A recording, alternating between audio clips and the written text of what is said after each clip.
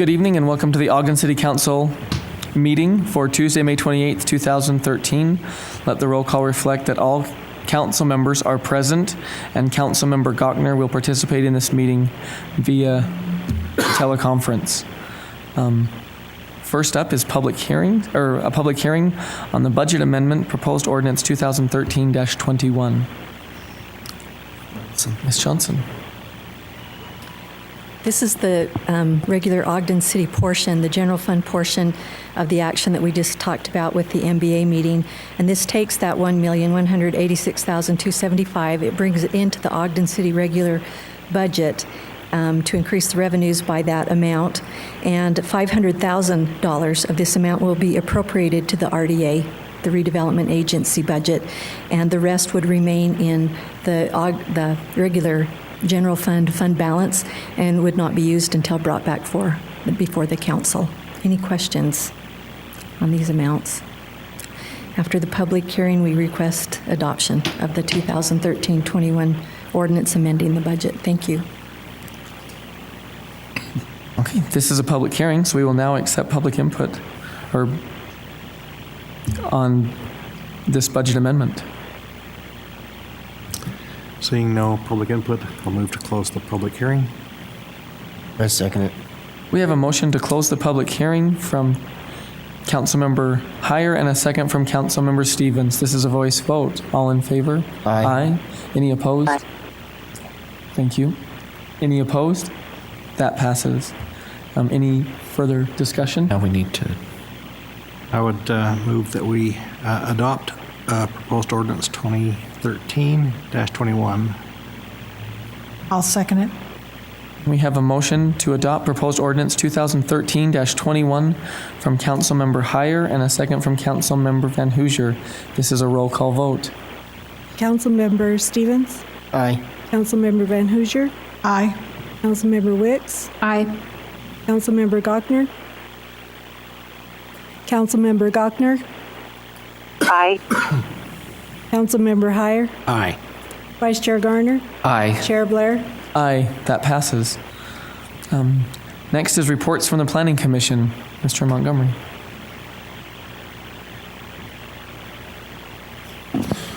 Mr. Chair and members of the council, you have before you tonight a recommendation from the Planning Commission regarding a petition they had received to amend portions of the MU ordinance. The specific request of the petition was to look at two items. One had to deal with the apartment average unit size that the MU ordinance required. The other was to look at the length of buildings and to increase their length that the ordinance also had a limit on. So as the Planning Commission considered this item, we first of all provided for them some general background information of how did we get to the MU ordinance we have presently, and then why the consideration of the petition. What we found is there's been a marked trend of apartment sizes going smaller throughout the nation. And the average unit size that we had in our ordinance was well above any national average. The 1,100 square feet that we required in our ordinance was well above the 958, which seems to be the national average for apartment sizes. And even, we see trends to still make those smaller. So we looked at that and felt that we may be impractical with the standard we had set, because this is an average unit size. It's not that each unit has to be that size, but the average of how many units are in an apartment building need to come out to that average. One of the things the Planning Commission talked about that standard was that they recommend two sliding scales, if you will. One, a fixed 950 square foot average for an apartment building, but it could be reduced to a 900 square foot average if they had amenities that match the square footage of the largest units, at least as a minimum, to set a standard for how they'll be judged. One of the things we found as we did our research was amenities seem to be a very important part of the apartment complex for it to be very successful, as we've looked at studies. And the amenities could be a wide range of things. They're not just limited to, say, it has to be a pool or it has to be a meeting room or a rec room, but a large mixture of types of things to meet the proposed location, its needs. seem to be the way to go. So that's why in the ordinance it's not specific, it just says amenities, because it lets the location and the activities taking place in that area dictate what type of amenities need to occur. The Planning Commission then went a little bit further in that petition and looked at a couple other types of situations for mixed-use buildings that may have dwellings above them, and then revised the standard on a kind of a sliding scale, that if it's only a single story above a non-residential space, that the average size would be 1,100 square feet if it's 3 or more units. If it's 2 or more levels above the non-residential space, then the 900 square foot average would seem to be reasonable for a mixed-use building. They also added another item with regards to if it's only an additional 1 or 2 units that are above a non-residential space, to say they just have to fit the footprint of what the building is, and you could have 1 unit that could be a minimum of 400 square feet. So they added that also in there to look at, again, some flexibility to allow variations of housing styles to take place along the river project area. The final recommendation to you that came from Planning Commission is regarding building lengths along 20th Street. If you are familiar, of course, with the project area, between Lincoln and Grant on 20th Street on the south side is the American Can building, which is multiple buildings, but they're all joined together to make one large mass along 20th Street. On the north side, we have actually 2 blocks, Grant to Childs, Childs to Lincoln. And the present ordinance talks about that the buildings be no longer than 250 feet, but those blocks, as I described, are around 310, 313 feet in length. And so it'd leave maybe a fragmented piece along that 20th Street frontage. And the feeling was you can achieve that same result of creating the cannery district by having a large mass building along 20th Street on the north side to reflect what the American Can does. And so the request here was to let the building run the length of the block, so from Grant to Childs and then from Childs to Lincoln, and make that amendment. But that only happened for 20th Street between Lincoln and Grant because that's where the existing mass is. We would not allow that to happen on anywhere else on 20th Street because there are no buildings there to try to duplicate that mass with. So as the Planning Commission reviewed this, discussed the items, the recommendation to you in a majority vote is to approve these ordinance amendments. The one planning commissioner who voted no, Commissioner Herman, was not against the concept, but he'd like to see how the buildings actually look before he felt comfortable in voting yes on the length of the building. The apartment size he felt comfortable with. So that is the recommendations before you tonight for your consideration for the Planning Commission. With Commissioner Herman's concerns, wouldn't that still happen as they bring their plans forward, that they would look at that? They'll have to look at that building, yeah, and look at the architecture of it before they can approve its actual construction. One other question, reducing the minimum square, or the average square footage from 950 to 900 with amenities. Now, is the way you calculate that, you take the square footage of the amenity and it becomes, you divide it up by the number of units, that kind of thing? Is that how that works, or? The way we put it into the ordinance is like you take the largest unit that's in the building and say you got to at least dedicate that much space. Well, actually, we always say is on the block. So if you look at that block and say, which is the largest unit on that block that's an apartment unit, then that sets the standard for how big does that amenity have to be in that facility. No matter how many units there are then? Huh? Correct. Okay. It seems to me that the changes reflect a flexibility concept to the project. Would that be a true statement in that aspect? That would be. Does that help the developer also in that aspect? Yeah, because it's looking to the market demands of what's really been taking place nationwide with apartments and their sizes, and not trying to create something that they can't achieve because we create such a large unit size that they can't market it. You get to a point where people will say, well, why would I do an apartment? I can buy a house for just the same amount, and it's probably the same square footage. And so it's trying to set different things, different choices for people to make. Now, one of the objectives for the river project is that we have a constant view of the river or an access to the river with those buildings along 20th Street. Does that prohibit them from us achieving that? No, because that actually is the edge of the project. And so you start from the if you were the back edge, and then as you move towards the river, all those things you talk about are still possible in the design aspect. And with this, can you just touch on the personal service space and the laundry? That's not figured, it's actual living space. It's actual apartment space, yeah. So if they have those type of amenities, that's not figured into the average square footage of the units. It's only what is the dwelling area. Excuse me, Mr. Chair. The call with Councilmember Gochner has failed, so we need to reconnect? Can you try again, please?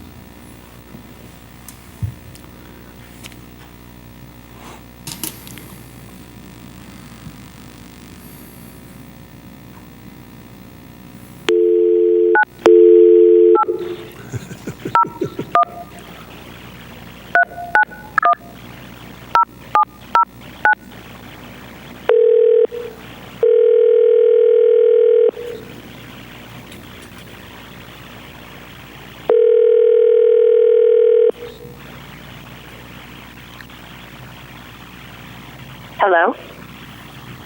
Welcome back. Hello, Caitlin. Thank you. Okay. Okay. Any questions? Any questions for Mr. Montgomery? Were you asking me that? No. Okay. Or do you have any questions? Yeah, if you have a question for Mr. Montgomery, Caitlin. No, thank you. Okay. And then I believe we have the petitioner here tonight. Cameron? Is Cameron here? Dale Campbell's Campbell? here. Yeah. Does he want to speak to this? Okay. Okay. Thank you. Then we will now accept public input.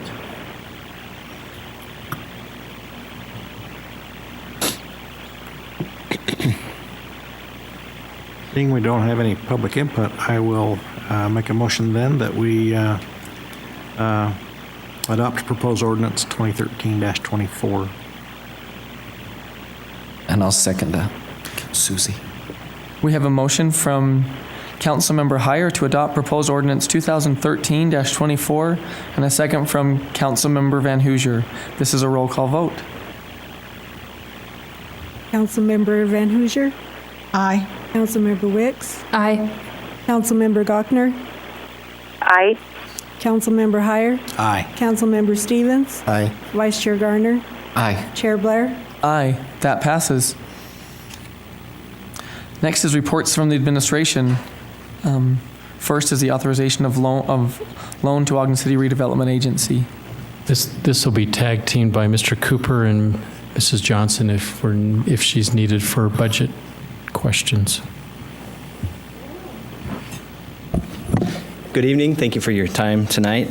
Before you is proposed resolution 2013-16 approving a loan of $500,000 to the redevelopment agency for the purchase of property.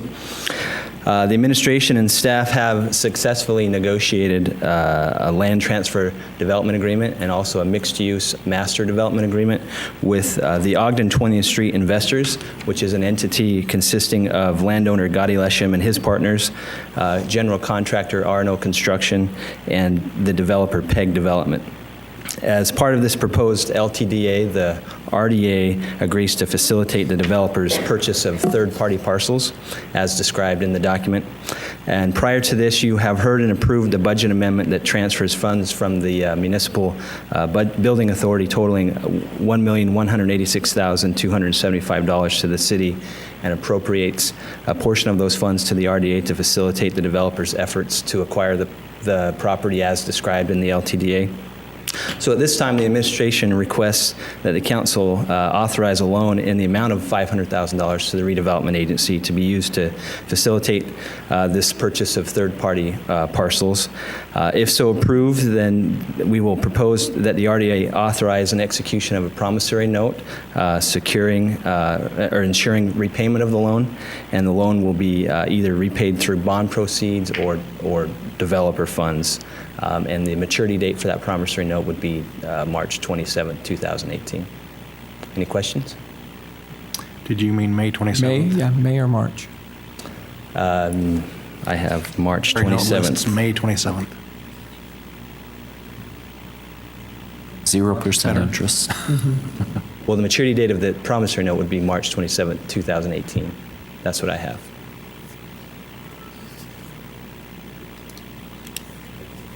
Laurie, do you want to come up?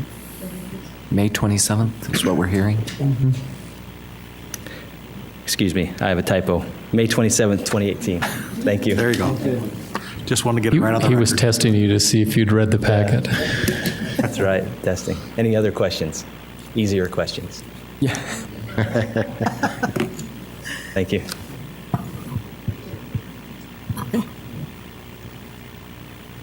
Any further discussion?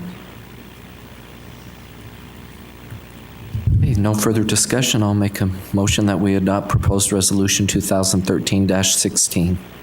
I'll second. We have a motion from Vice Chair Garner to adopt proposed resolution 2013-16 and a second from Councilmember Heyer. This is a roll call vote. Councilmember Wicks? Aye. Councilmember Gochner? Aye.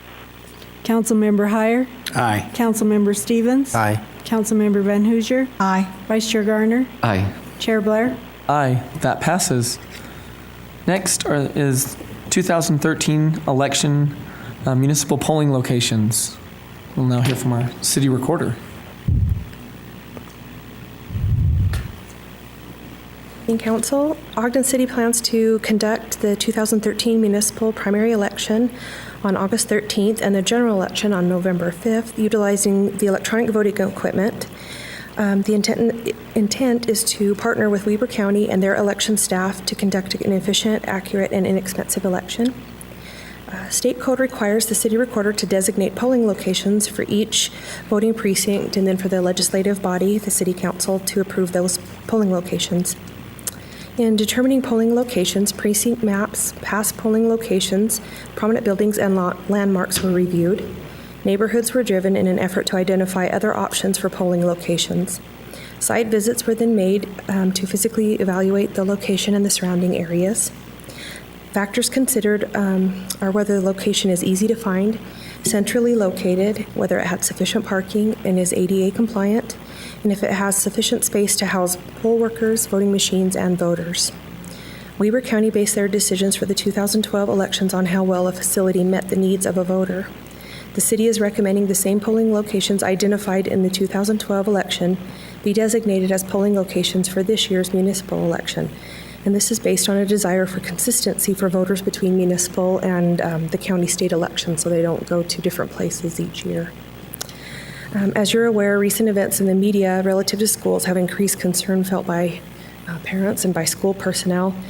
Today I received notice at 4 p.m. from the Standard Examiner that there was an announcement indicating 3 Clearfield schools were locked down amid reports of a gunman.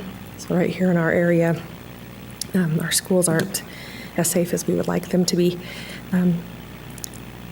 Voters can freely walk the halls of schools unsupervised, and they don't have to follow the formal visitor check-in policy, which is very concerning to everyone. Parking at schools is also limited, and heavy congestion at the beginning and end of the school day poses additional safety risks. Such limitations make most school sites poor polling locations. The recommendation is to include churches of all denominations as polling locations, as they have ample parking, they're ADA compliant, and usually unoccupied during the day. They have sufficient room for crowds and equipment. They're often centralized and recognizable in their neighborhoods. When using churches, polls will be set up in social halls or cultural halls, avoiding all sanctuaries. However, state law does provide for the creation of voting centers whereby any registered voter of the city may cast a ballot at a designated vote center regardless of their assigned precinct. So for a registered voter who is truly uncomfortable with voting in a church, there are several options available. Early voting, which is held 2 weeks prior to the primary and general elections, and that's held here in the municipal building.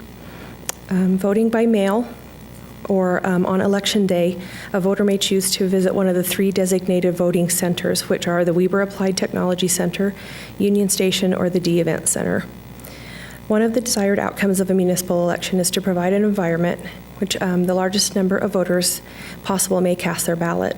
In an effort to reach more voters, it was recommended that Ogden Precinct 20 vote by mail. However, a work session was held on May 23rd where the option was discussed, and it was decided that vote by mail should not be used in this election. Therefore, the recommendation is that Precinct 20's designated polling location be the Union Station. So there are 13 polling locations recommended. 3 of those polling locations again serve as a citywide vote center, which is the Ogden Weber Applied Technology College, Union Station, and D Event Center. So that's our proposal. And candidate filing period begins on June 4th and ends at 5 p.m. on Friday, June 7th. Anybody wishing to file for office may do so in the city recorder's office on the 2nd floor of this building. So, any questions? Tracy, just maybe a clarification for... Excuse me, Mr. Chair. We have a call failed again. Can you try again, please, to connect?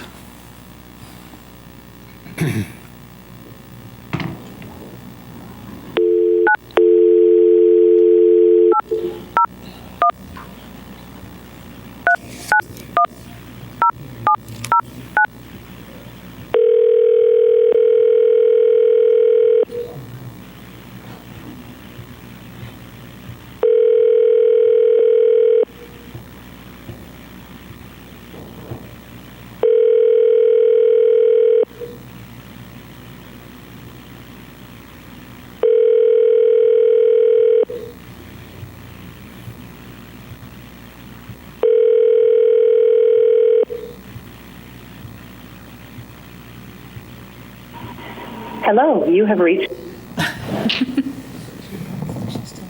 Why don't we go ahead and finish this, then we can try again. Okay. Just in for Area 20, District 20, we took off the opportunity. They can still vote by mail if they follow the the registration and do that. It's not excluding them from doing that, but it's just not allowing making them it to have- exclusive for them. They can still participate as any other voter in the community. Yes, yes. Any registered voter can participate by mail if they wish to do so. Wanted to make that clear. And anyone can vote at any of the 3 voting centers that are spread throughout the city. Any registered voter, yes. And my understanding of what you presented this evening about the voting information such as polling places and the methods of voting and the dates will be in the Standard Examiner, is that correct? Yes, an ad will be placed. We'll also have information on the city website. My understanding is it will also be on Channel 17, and the city recorder's office sends out a postcard with all the information on it to each registered voter within the city that will have all that information on it for them as well. Thank you. Thank you. We will now receive public input on the 2013 election municipal polling locations. Seeing none, I don't like the idea of making people go into churches to vote, but I recognize the challenges with the schools. I think because we have the voting centers throughout the city, I think that makes it an acceptable option, as well as the vote by mail option for people who are in a situation where a church is their polling location in their neighborhood. So with that, I would make a motion that we adopt proposed resolution 2013-17. Second. We have a motion to adopt proposed resolution 2013-17 from Councilmember Wicks and a second from Councilmember Heyer. This is a roll call vote. Councilmember Heyer. Aye. Councilmember Stevens. Aye. Councilmember Van Hoosier. Aye. Councilmember Wicks. Aye. Vice Chair Garner. Aye. Chair Blair. Aye, that passes. Mr. Chair, can we try again? Sure. With Councilmember Gochner?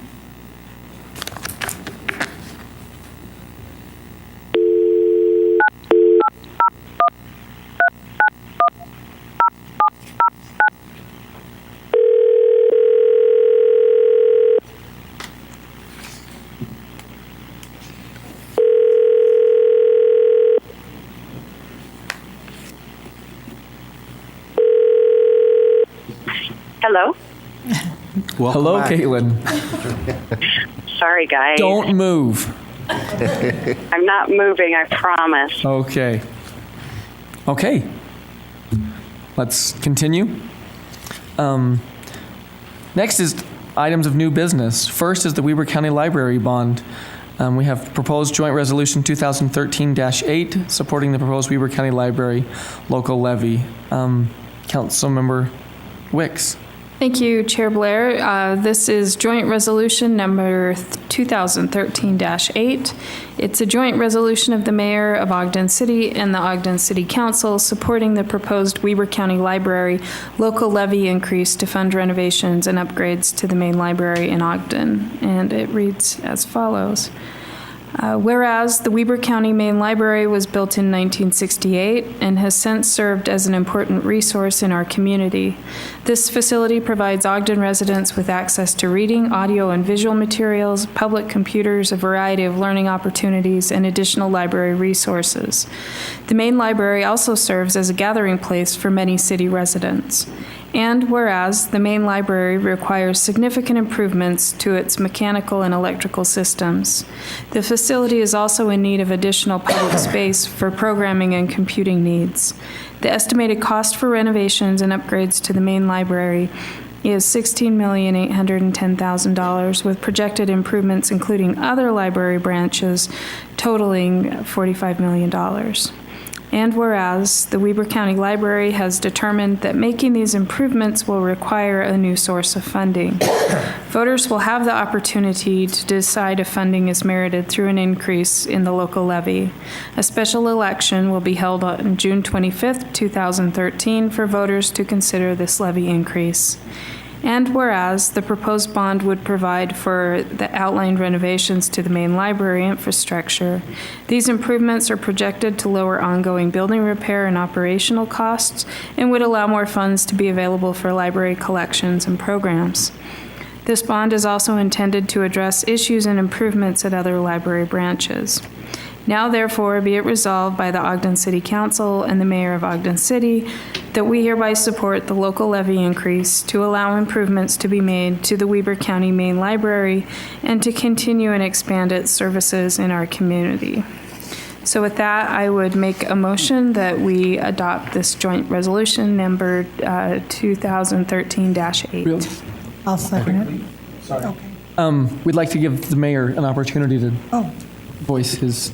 Sure, and we idea. appreciate the opportunity to partner on this. As Councilmember Wicks mentioned, this is a 54-year-old building, and the library board mentioned the latest and greatest technology when it was built was a plug-in IBM typewriter, and the world's changed a lot with technology, and this will, I think, serve our residents and the school children in some of those areas in a real unique way. I will say we're much more comfortable having Greg Buxton with an eye over their shoulder on the expenses and the project. He comes with a great wealth of experience having managed these, and he's met with all three of the commissioners already, and he's giving some assistance and guidance, and I think we'll do a great job in protecting Ogden's interests in that main branch and make sure we get what we need. So there's a great deal of comfort from us that he's going to be so heavily involved in the process. So, and again, appreciate the opportunity to support. I think this is a really important thing, and the community will be very well served with these upgrades. Great. So with that, I would make a motion that we adopt joint resolution number 2013-8. I'll second it.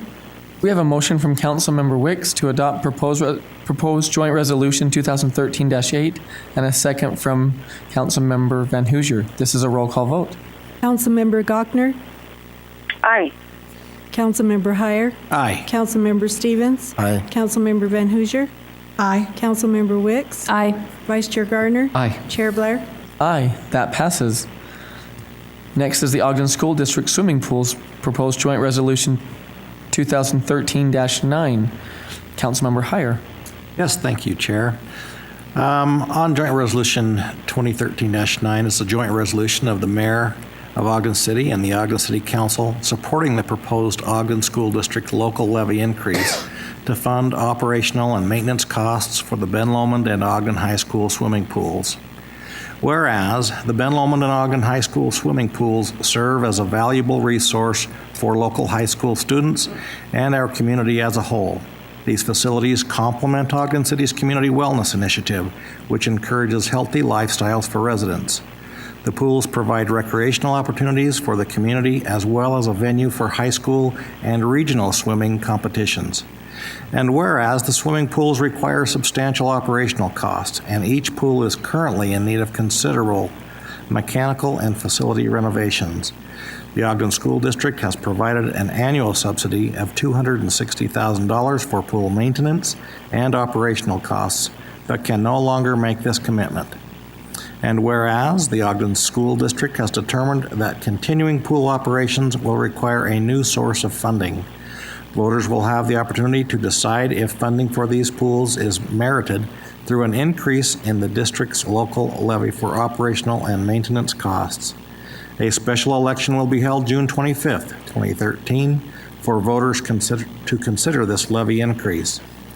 Now therefore be it resolved by the Ogden City Council and Mayor Michael P. Caldwell that we support the local levy increase to allow the Ben Lomond and Ogden High School swimming pools to continue operating in our community. We recognize the importance of this levy increase to provide and maintain services for the pools. These improvements contribute to our community continuing efforts to have a vibrant and thriving city. Mayor Caldwell, anything you'd like to add on this? I would, and I appreciate that the resolution talked about this being an active and vibrant community. We've taken great pride in that. We've been nationally recognized for having that. And to cut the pools out of the equation, I think, is going in the absolute wrong direction. Hundreds of kids had their first swim lessons there. It's important that we have that as an asset, a recreation asset. There's really a good quality of life thing that I think we need to look at. And we don't have any other options at this point. To board and shut those doors and not have that for all of the community, I think would be a terrible travesty. So I appreciate the opportunity to, again, partner on this joint resolution, and I'm very supportive of that. And if I didn't vote in favor of it, I have 10 and 12-year-old daughters that are in the swim club there that would absolutely lynch me. I think it's worth mentioning, too, that Weber High School had more kids that tried out for the swim team than they did for the entire football team. And they don't have a single asset in that part of the county. And we had a number of people come to the county commissioners and say, this is a travesty. This is something that our community needs, and how do we get this done? So I think this isn't the perfect solution, but right now it's the only one that we have to keep that part of our community. Okay, thank you. There is no plan B right now. Well, Chair, with that, I would move that we adopt Joint Resolution 2013-9. I'll second it. We have a motion from Councilmember Heyer to adopt proposed joint resolution 2013-9 and a second from Councilmember Van Hoosier. This is a roll call vote. Councilmember Heyer, Aye. Councilmember Stevens, Aye. Councilmember Van Hoosier, Aye. Councilmember Wicks, Aye. Vice Chair Gardner, Aye. Chair Blair, Aye, Councilmember Gochner, Aye. that passes. Mr. Chair, I think it'd be appropriate to allow council members to comment if they choose on these, if there are any other comments. Any comments from council members? Just one. I think that the small increase in the property taxes will not really hurt anyone. It's a very small increase, and but the value to the community is certainly. I think it's essential that we have this type of an amenity in a community our size.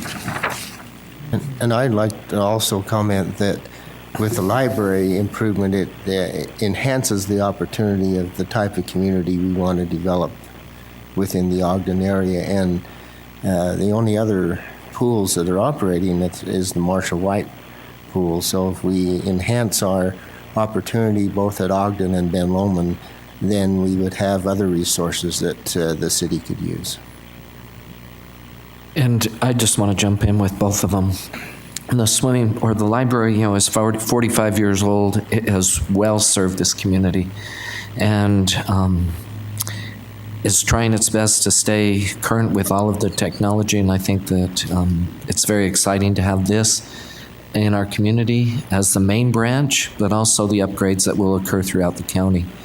The other thing is with the Ogden School District pools, I think it's important that we teach the youth as part of our wellness initiatives to give them the skills of learning a skill or something type of exercise that will help them lifelong. You teach them how to swim and how to be active in their exercise, and they can continue to do this. And I have fond memories of the Ogden High School pool and the things that I've learned through that program, and hope this really succeeds. Well, and I think it's important to note that the other community pool that's open, in the winter and fall and spring is at Marshall White Center, and I think they're at beyond maximum capacity right now. So I think it is important to make sure that we have these amenities for citizens and students in our community. And the main branch of the library is kind of the heart of our Jefferson Historic District, where we've made significant investments, and it really would be a shame to not invest in that building to make it good for another 50 years. I think this is a critical... Sorry, I'm having a hard time hearing you guys, all of you, but I just wanted to throw in one comment. I think the library and the pools are both strong indicators of the vibrancy of our community, and I think it's really important that we support them and improve them. I think they're both critical initiatives. I think they both need to help be here for our children and for our future generations, but I think libraries in particular are one of the things that children need to be able to have access to, as well as adults. And the pools, to me, are something that all children need to learn to swim. In Ogden City, there's a 4th grade program where all the children go to the local pools and learn to swim. And that's not only a healthy lifestyle, but it's also a safety issue. Next is proposed joint resolution 2013-10 for the Ogden Transit Project, and we'd like to recognize Hal Johnson and Caitlin Short for being here tonight from UTA. They've worked long and hard with us on this project, and we'd like to thank them for being here tonight. Councilmember Van Hoosier. Thank you, Chair Blair. This is Joint Resolution 2013-10, a joint resolution of the Ogden City Mayor and the Ogden City Council agreeing to proceed with the Ogden Transit Project study contingent upon funding being available as outlined, and provided that this resolution shall become effective immediately upon final passage. Whereas the Ogden City Weber State Transit Corridor study began in November of 2004 and was completed in October of 2005. And whereas on November the 6th, 2007, the voters of Weber County approved a 1/4-cent local option sales tax for transportation purposes, and whereas on March the 12th, 2008, the City Council requested a Planning Commission recommendation on transit corridor prioritization, and whereas on April the 8th, 2008, the Planning Commission's recommendation regarding transit corridor prioritization was received by the Council, which indicated the following priorities. 1, from the intermodal hub to Harrison Boulevard, Highway 89, including Weber State and McCady Hospital. The second was the downtown loop, and the third was a north-south corridor that connects North Ogden to Ogden Regional Hospital.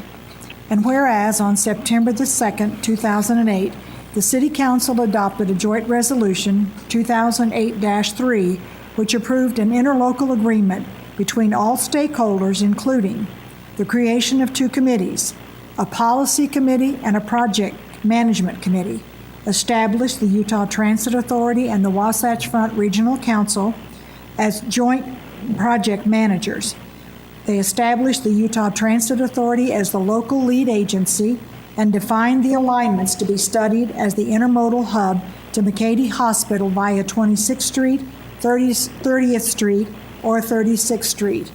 And whereas on October 29, 2008, the technical proposal for alternatives analysis and environmental impact statement for the Ogden-Weber State University Transit Corridor was completed.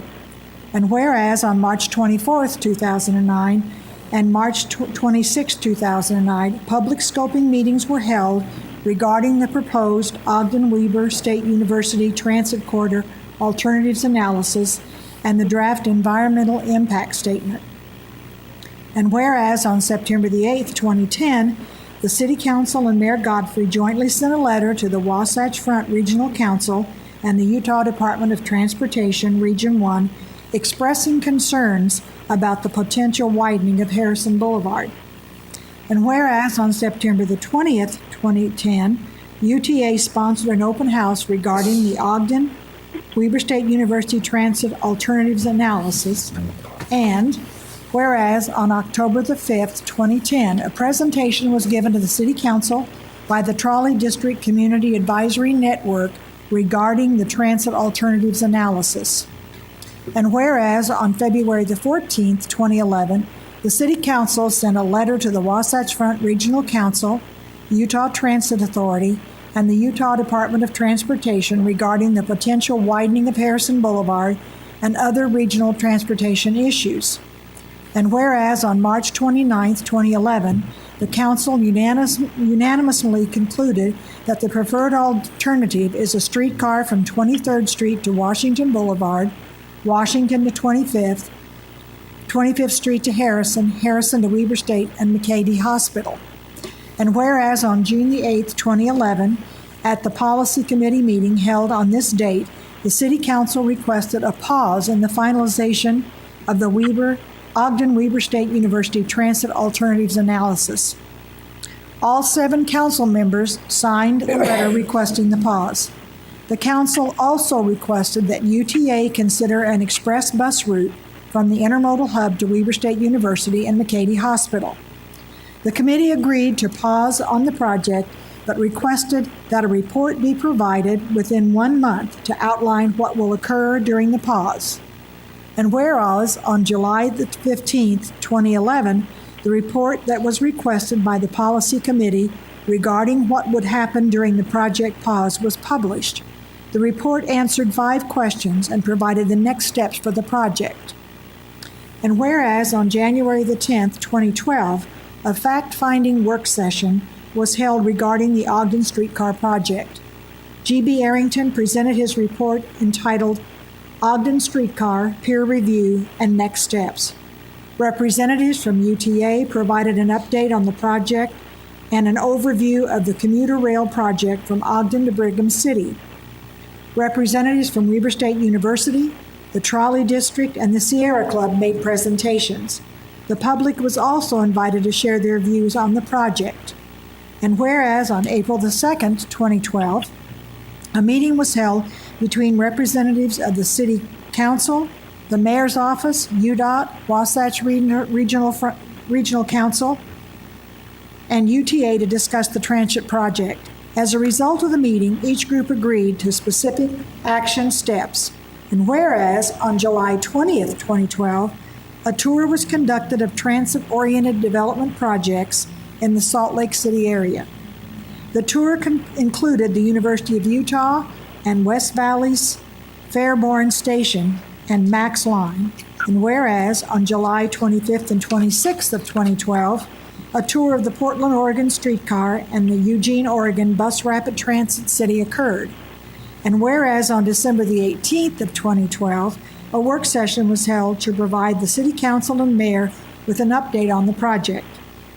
Mayor Caldwell requested a scope of work related to the NEPA and conceptual engineering for the project. And whereas on February the 6th, 2013, UTA provided a draft scope of the work for the NEPA and conceptual engineering. The cost would be split between the stakeholders, and whereas on April the 9th, 2013, a work session was held by the City Council and the Mayor to provide direction regarding the project. Direction was given to draft a joint resolution agreeing to proceed with the project, subject to the city's portion of the funding being provided from the quarter-cent sales tax as approved by the Weber Area Council of Governments. 2 routes will be included in the study. 1, 23rd Street to Washington, Washington to 25th, 25th Street to Harrison, and Harrison to Weber State and McCady Hospital. 2, from 23rd Street to Washington, Washington to 30th, 30th Street to Harrison, and Harrison to Weber State and McCady Hospital. Mayor Caldwell expressed that a streetcar is likely too expensive. He wants to determine what is reasonable given the uncertainty of receiving federal funds and to look at new technologies for such systems. And whereas on May 15, 2013, representatives from Ogden City, UTA, Utah Department of Transportation, Weber County, Ogden-Weber Chamber of Commerce, Weber State University, and McCady Hospital met to discuss the status of the project. It was determined that the changes en route agreed upon by the City Council and Mayor on April the 9th, 2013, will impact the cost of the study. The draft joint resolution was discussed and updated. And whereas on May 21st, 2013, the City Council and Mayor discussed the joint draft resolution and stakeholder letter of support. Direction was given to place the draft joint resolution on the May 28, 2013 Ogden City Council agenda for consideration. The Ogden City Council and Mayor thereby resolve Section 1, the transit study.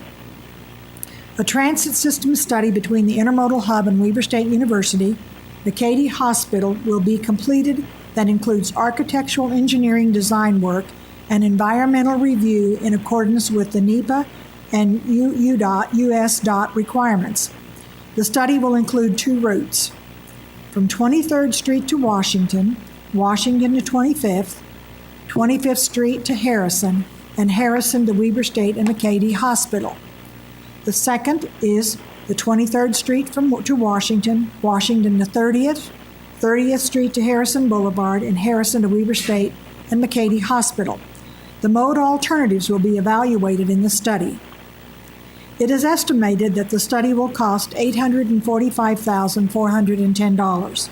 Funding for the study will be shared between UTA, who's contributing $422,705. UDOT is going to give $50,000. Weber State University $100,000. McCady Hospital $20,000, and Ogden City $252,705. WFRC will contribute travel model support. Support by the city is contingent upon the receipt of the city's position of the funding for quarter-cent sales tax as approved by the Weber Area Council of Governments. Weber State University's financial support is contingent upon 1 route being determined after the public process is completed.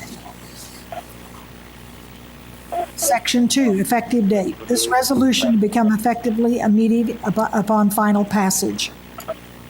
Would you like to comment? Yes, Mayor Caldwell. I think it's worth clarifying that this is a significantly different study than the ones that were conducted earlier. There's some confusion. I have people say, well, why are we still doing more studies? Those have been done. This technical study identifying the costs, feasibility, routes, and mode that will be the most viable for us is a critical step in the process. So this is a much different study than those that have been conducted before it, and it is that critical next step. And I think we will collectively make better decisions when we have all of that information at hand. We want to make fact-based decisions on what's going to best service the city well and long into the future. This is a big project, huge commitment, and it can change the face of our community dramatically. So we want to make sure we have all of the data and make the right decision with this. So we've appreciated UTA's support with this. And again, we've got an application that will go to the WACOG, Weber Area Council of Governments, for their consideration. And it's important that they all recognize this as a regional transit need, not just something that we're hoping for our community. This will service the entirety of Weber County and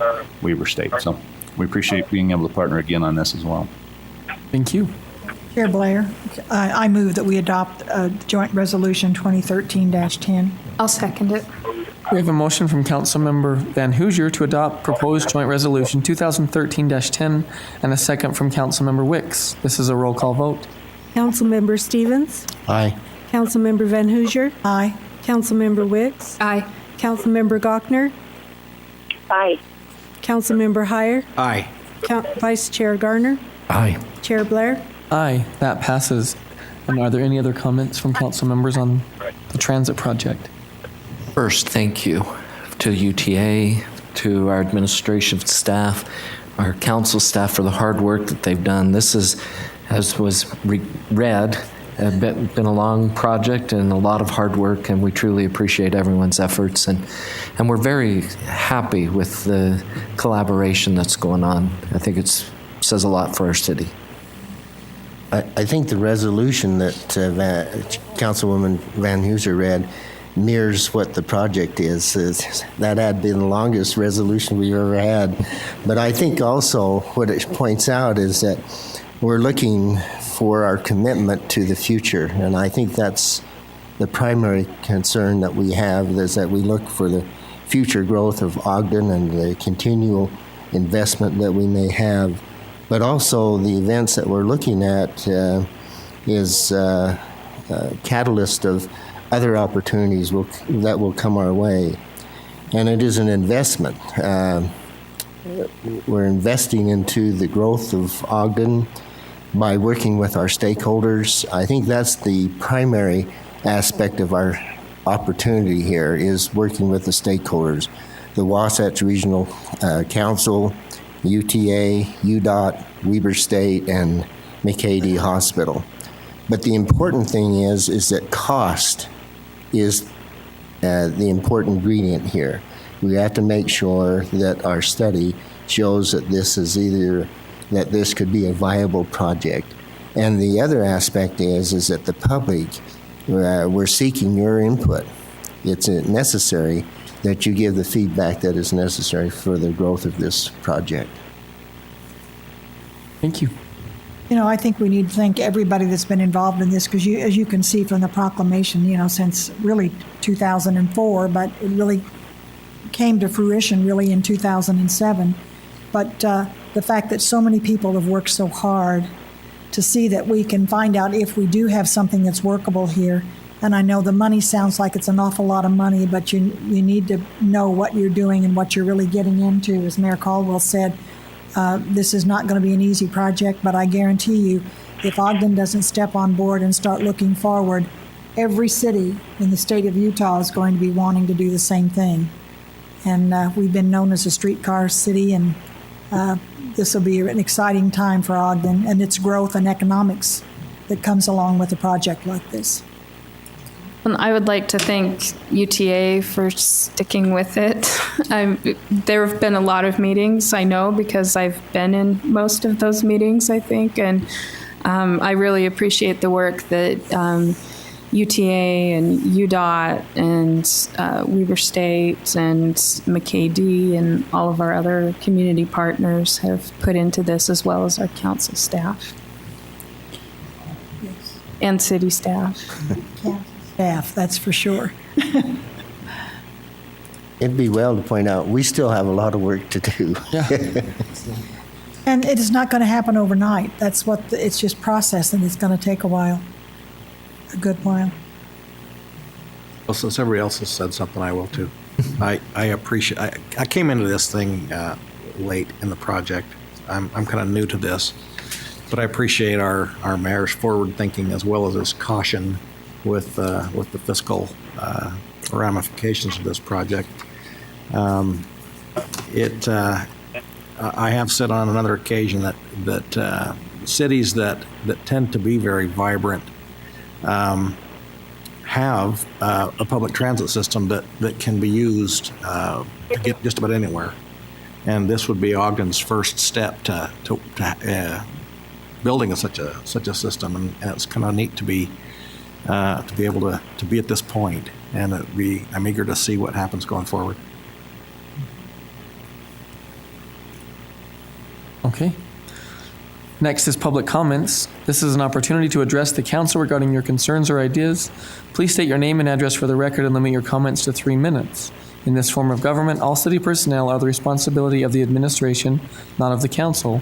Please discuss any concerns you may have regarding staff with the mayor, chief administrative officer, or department directors. Time is yours. It's coming up. Please.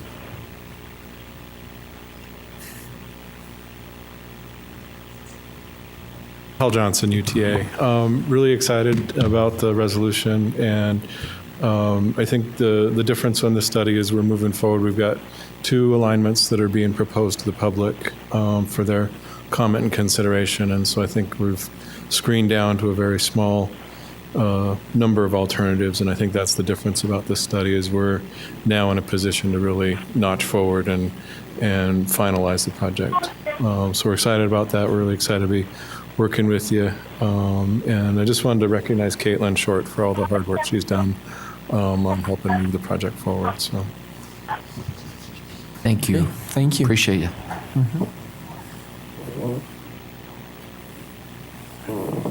Any other public comment?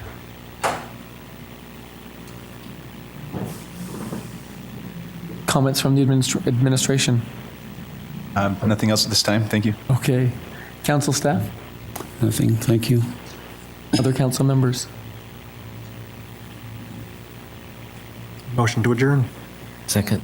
We have a motion to adjourn from Councilmember Heyer and a second from Vice Chair Garner. This is a voice vote. All in favor? Aye. Aye. Okay.